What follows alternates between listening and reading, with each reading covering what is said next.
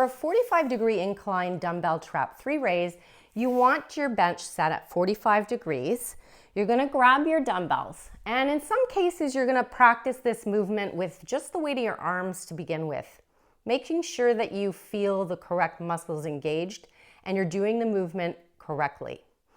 It's designed to help engage all of the fibers of the trapezius, not just those upper fibers that are in our neck and in which we hold a lot of tension and tend to kind of allow to predominate. So we're going to be mindful of how we do this exercise first and foremost, and really, really ease in with the weights, using very small weights.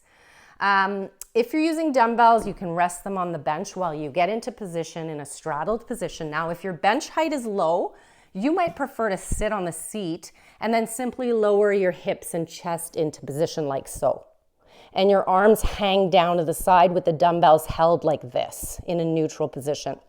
Now, if your seat back is very long like mine, I prefer to be standing or with my legs straight, and I'm going to lower my hips and chest onto the bench and then hang my arms straight down to start.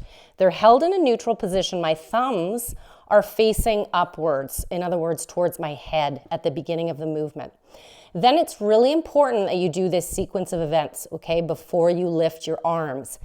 You want to engage those shoulder blades by doing like a reverse shrug. So for people struggling with what I mean by engage the shoulder blades, shrug your shoulders and then do a reverse shrug.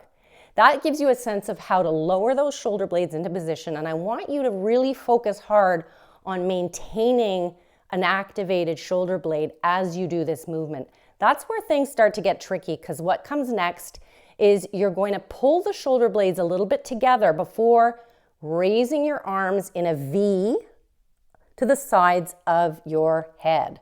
Now, the arms are being raised at a 45-degree angle to the torso, okay? Relative to the torso, my arms end up here.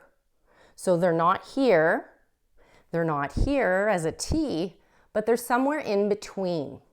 And my thumbs are still pointing up and back as I do this movement, okay? Lots to think about and lots going on.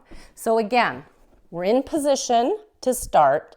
We engage the shoulder blades, squeeze the shoulder blades together a little bit, and then with straight arms, raise our arms up and then lower for the count of 3, relaxing down. With each repetition, I'd like you to repeat the activation sequence. Shoulders down, squeeze the shoulder blades, raise the arms up for 1, and lower for 3, 2, 1. When you're completed all the reps in your set, the way to get out of position is to place one dumbbell and then the other against the back and get out of position. It's really tricky for some people to avoid shrugging as they do this, and so for those folks, you may work strictly on doing this with the weight of your arms and nothing else. So practice raising those straight arms without allowing the shoulders to drift towards your ears, okay? It's teaching a lot about shoulder kind of engagement, shoulder blade engagement. The other thing that some people find really challenging is keeping your elbows straight.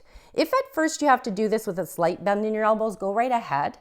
But the idea is to bring the arms into a side position so that you can no longer see them in your peripheral vision. So fairly high, meaning they're level with your ears on either side of your head. So again, beware not to load the movement prior to getting that full correct engagement and full range of motion.